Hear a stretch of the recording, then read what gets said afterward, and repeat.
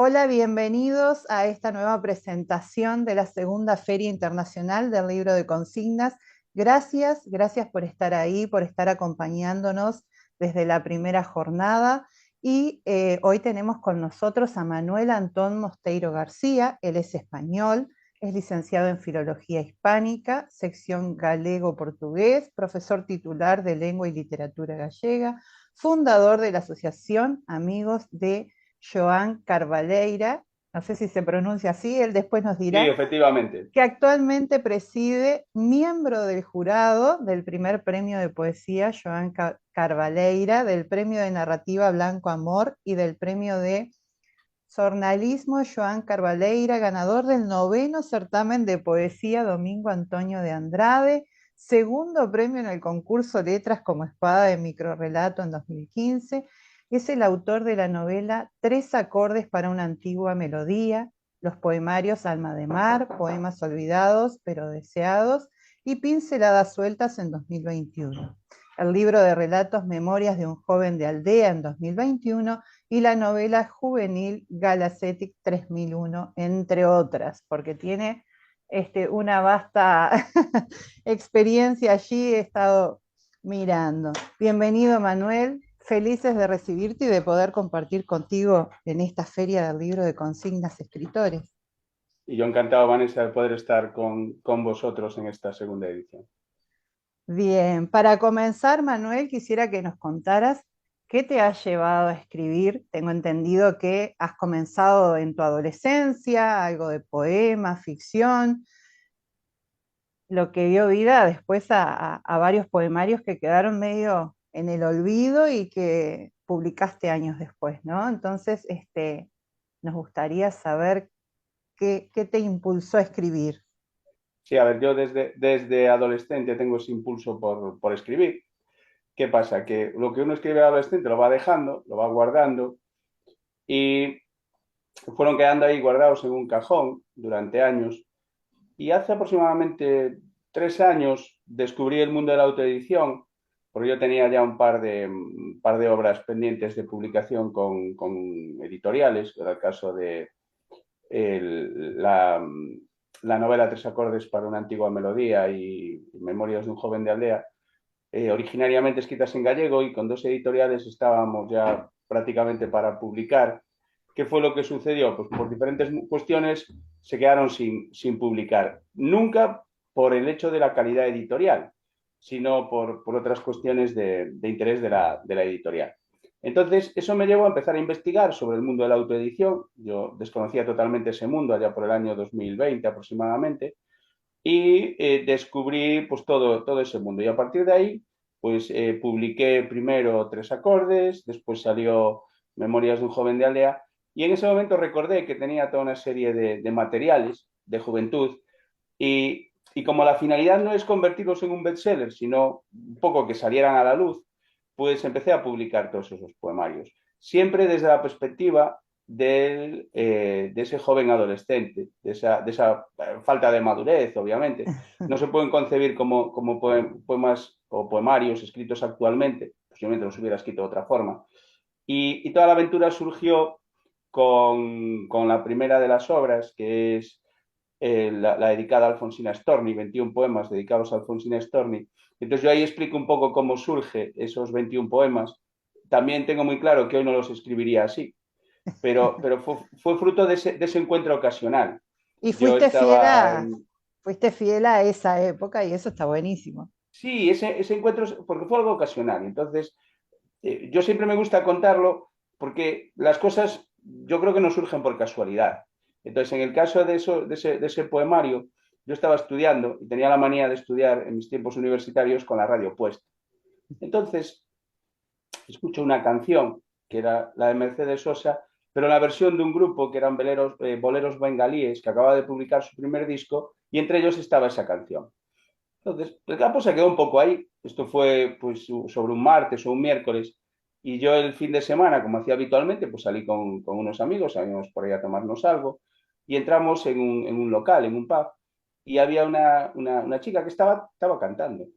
Y curiosamente suena de nuevo esa canción, la de Alfonsina y el mar.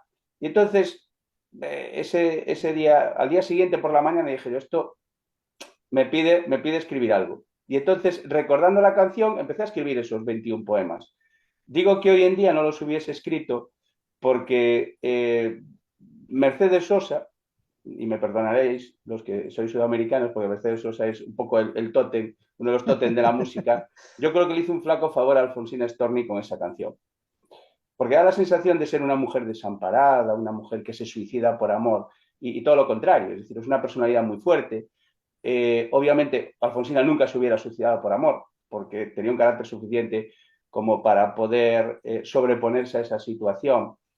Y lo que ocurre es que ella se suicida pues, por el dolor que tenía de su enfermedad. Entonces yo los escribo en esa clave errónea. Por eso digo que Ujú. hoy en día, después de haber analizado mucho la obra de Alfonsina, un poco su trayectoria vital, no los hubiese escrito. Pero como son unos poemas que surgen un poco de esa percepción de la canción, pues por eso me decidí a publicarlos. Entonces, y como era un poco mi visión de esa Alfonsina, más que literaria, de ese mito de Alfonsina. Por eso, sí tengo en mente algún día escribir algo sobre, pues precisamente eso, el flaco favor que le ha hecho la canción Alfonsina y el mar a esa gran poeta que fue Alfonsina, con toda esa fuerza, con todo ese carácter reivindicativo. Pues lo tengo ahí un poquito aparcado. Y entonces así surgió esa primera obra. Entonces, aproveché el tema de, como te decía antes, de la autoedición para empezar a publicarlos. Entonces fueron saliendo Buenísimo. fue saliendo pinceladas sueltas, otros que tengo escritos en gallego. Yo, por ejemplo, lo que es la novela y lo que es la obra en prosa en general, está escrita originariamente en gallego, entonces yo después hago la traducción y la publico, en este caso, en castellano. En castellano. Y así fue Y como surgió un poco la necesidad de escribir. Ese adolescente que se pelea con el mundo, que no entiende cosas, que es muy enamoradizo. Entonces, todo eso fueron surgiendo diferentes poemas, diferentes versos. Y, y que al principio uno le da la sensación de que no tienen calidad, pero una vez que se sienta, que los lee, que los comparte, pues se da cuenta de que sí merecían salir. Ya te digo, siempre y cuando tengamos muy claro que es la perspectiva del adolescente, no sería claro. el escritor más maduro ya. Exacto, exacto.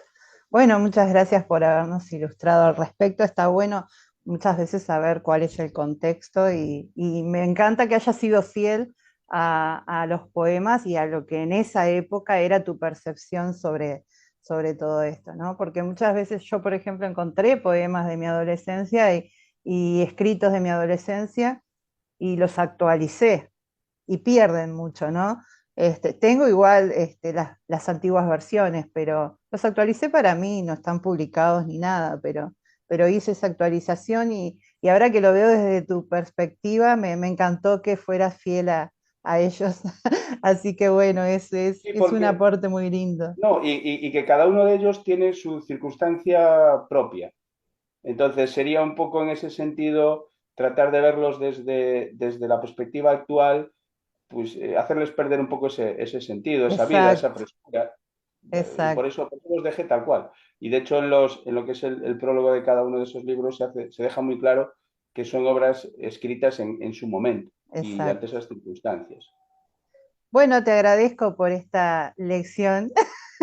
Muchas gracias, me encantó, me encantó. Contanos referente a la novela, es una novela policíaca, te cuento que yo fui policía, entonces es como que una novela policíaca, tres acordes para una antigua melodía. Me gustaría Sí. que nos contaras qué te llevó a ese título y que nos desarrollaras un poquito breve, sin hacernos mucho spoiler, a qué No, hace referencia esta novela, porque imagino que además detrás de ella debes haber tenido un proceso de investigación, porque la terminología policíaca, los procedimientos, el tema por ahí de médicos forenses, de judiciales, temas judiciales y todo eso, uno tiene que o saber ya de antes o adentrarse un poco en todo esto para escribir sobre algo así tan específico, ¿no? Que incluso, tiene... incluso el arma no es circunstancial. Tuve que investigar sobre qué arma debería usar el asesino o asesino. Entonces tampoco es casualidad que utilice ese tipo de arma y de fuego y no otra, esa pistola y no otra. Pues fíjate, yo no hace mucho lo hablaba con mis alumnos de la importancia que tienen los títulos y todo lo que tiene que transmitir un título. Tres acordes para una antigua melodía es el título, simplemente con él ya tenemos las claves. Es decir, tres acordes son tres asesinatos. Una antigua melodía, porque lo único que tienen en común esas tres víctimas es un verano en los años 70 y un lugar en los años 70, con lo cual son tres acordes de una melodía antigua, o sea, de una antigua melodía. O sea, por eso el título no es ocasional, el título está muy pensado en ese sentido y es muy ilustrativo. Cuando uno llega al final de la historia, entiende el porqué. Y de hecho, ya te digo, hablándolo con algunos de mis alumnos que habían leído la novela, les pedía que me explicaran el título y entonces sí llegaban muy rápido ahí, precisamente por eso. Y es eso, la historia de tres asesinatos que surgieron a partir de una, como surgen todas las cosas, de pensar qué pasaría si. Entonces, el tema fue qué pasaría si un consejero, es decir, que es por decirlo, el equivalente al ministro de Economía en Galicia, en España es un sistema autonómico, es como una especie de gobierno federal, o sea, de país federal sin serlo, en lo que hay determinadas autonomías que tienen su presidente, que tienen su consejero, en este caso el consejero de Industria. Entonces yo me puse a pensar y dije, bueno, ¿qué pasaría si un día este consejero de Industria apareciese asesinado?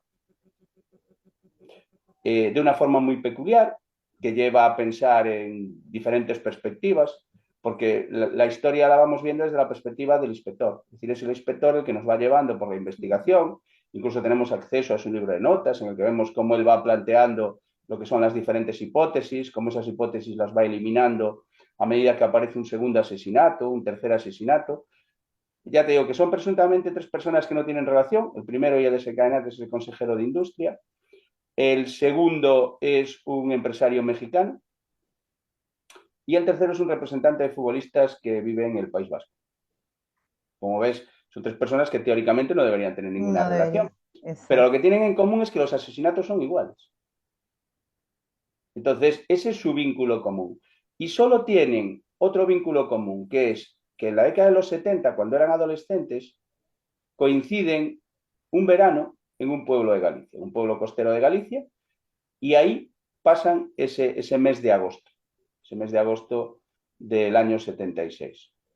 Entonces, el lugar que es, yo le llamo mi Macondo particular, que es San Martiño do Conde o San Martín del Conde, que es el lugar donde se desarrollan esos asesinatos, el lugar donde el inspector que investiga tiene una vinculación especial, que es el inspector García, que él ha estado antes investigando ahí otros casos, que se anuncian en la novela como posibles o como futuribles segunda, tercera y cuarta parte de las andanzas de este inspector. Y de Buenísimo. hecho con algunos lectores he hecho el juego siguiente, es decir, plantearles cuáles serían para ellos las siguientes historias relacionadas con ellos. Entonces surgía de todo. Lo curioso es que surgía de todo.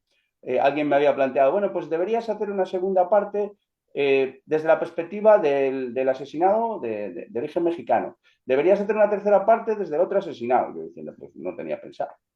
Deberías hacer, pero nadie me decía, mira, es que en la propia novela se dice que vas a hacer esta y esta. Y digo, ostras. Que bueno, pues parece muy oculto, yo lo veía muy transparente, pero bueno, esa sensación que tenemos a veces cuando somos los creadores de la historia, de que todo se ve muy claro y que todo es Sí. muy simple, y de repente te das cuenta de que no.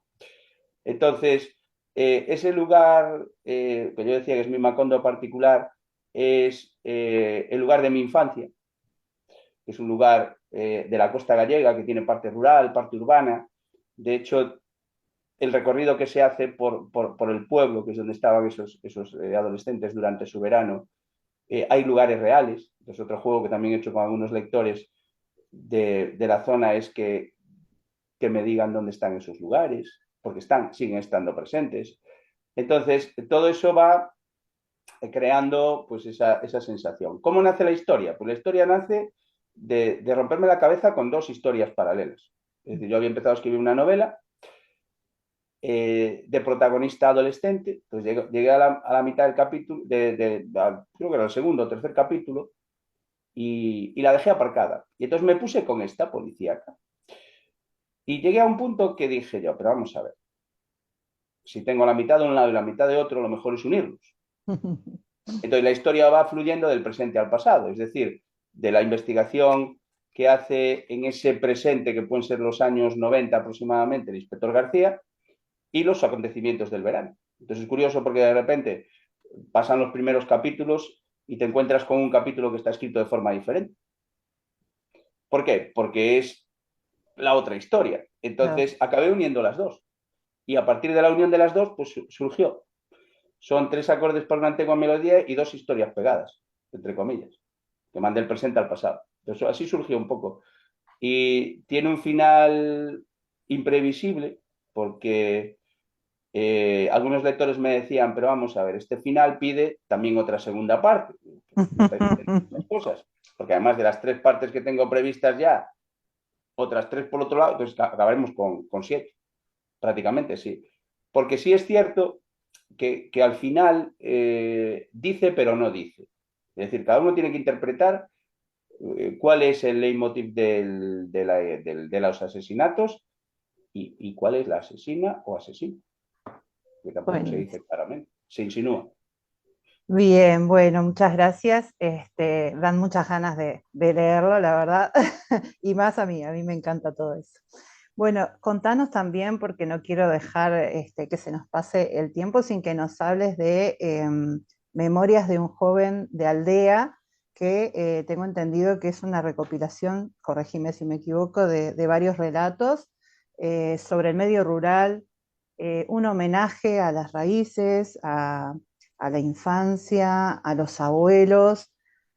Contame cómo te nutriste de todo eso de la zona rural y de toda esa idiosincrasia del campo para escribirlo, ¿no? Mira, yo parto de la base siempre de que todo escritor debe tener algún compromiso con la sociedad de la que forma parte.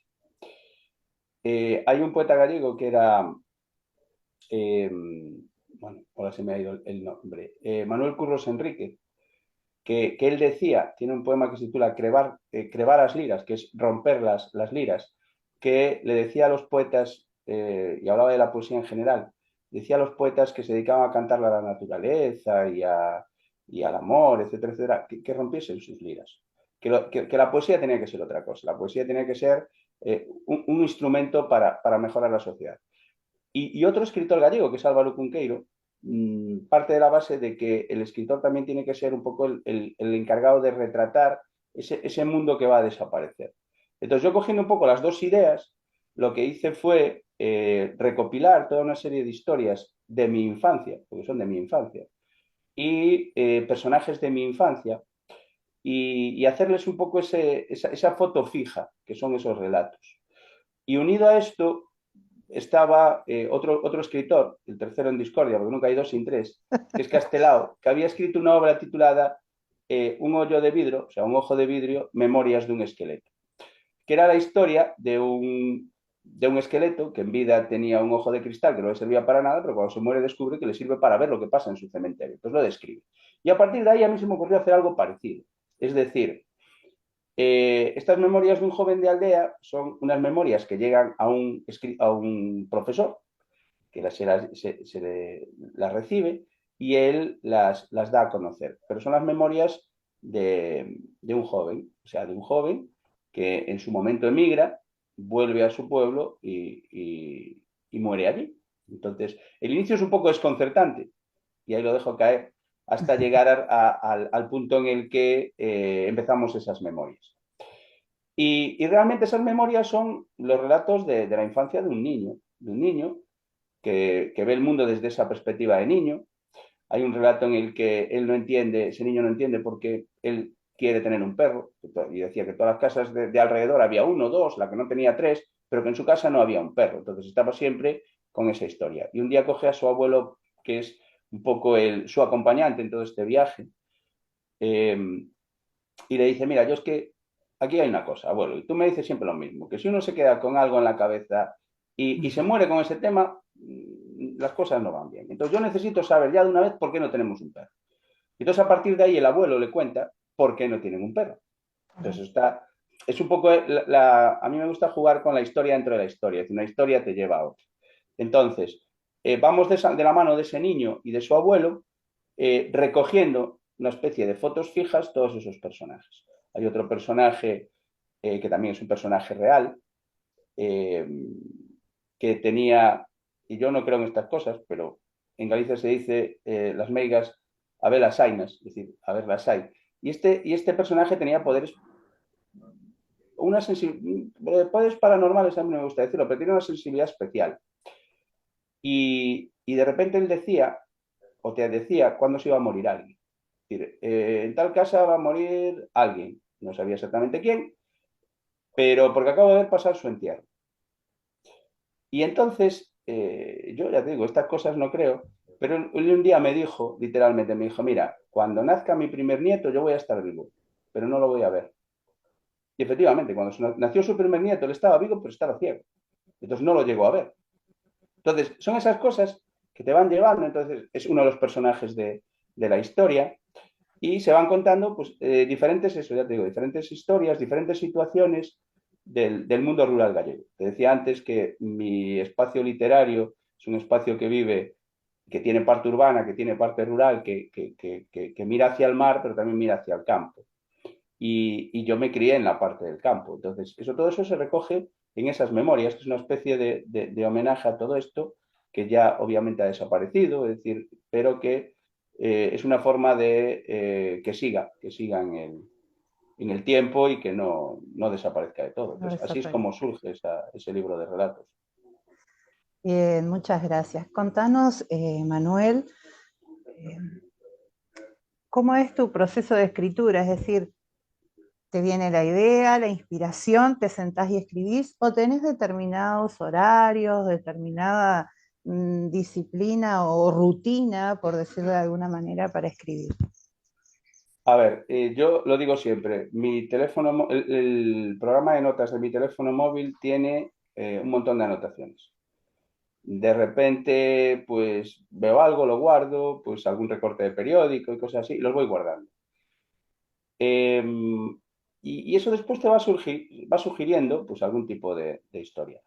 Horario fijo, no. Yo soy un poco anárquico escribiendo, entonces escribo pues entre cuando puedo o cuando el cuerpo me lo pide.